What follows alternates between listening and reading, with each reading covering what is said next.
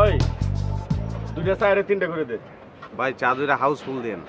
একটাতে একটু দুধ বেশি দিবেন ভাই। যে কথার লেগে ডেকে আনছি রুম তো দুইটা চাঁদের উপরে।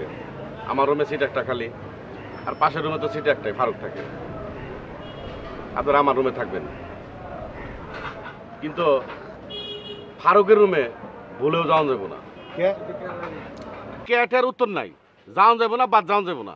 ফারুক হইল ইগল পরিবহনে রাত্রে ডিউটি করে, আর দিনের বেলা পাসপোর্ট অফিসে দালালি করে। না আমগো ফারুক কোনো দরকার আছে ভাই? ভাই আমার ফারুক ফুরুক দিয়ে কোনো কাম নাই।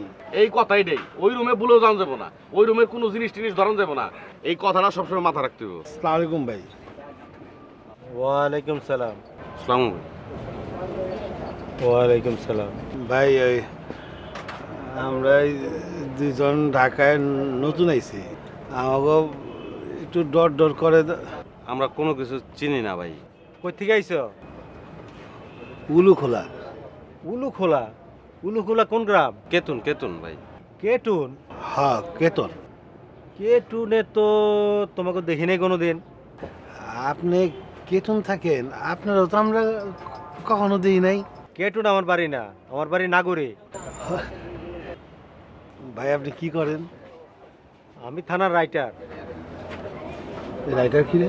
ওই যে রাইটার আছে না, রাইটার, ওই যে লেখে লেখে।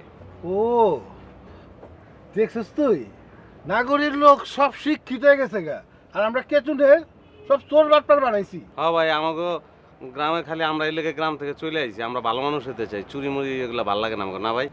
আরে রাইটার মানে বুঝছো? রাইটার মানে হলো মুন্সি। মুন্সি আমার লেখা ছাড়া থানায় কোনো কিছু হয় না।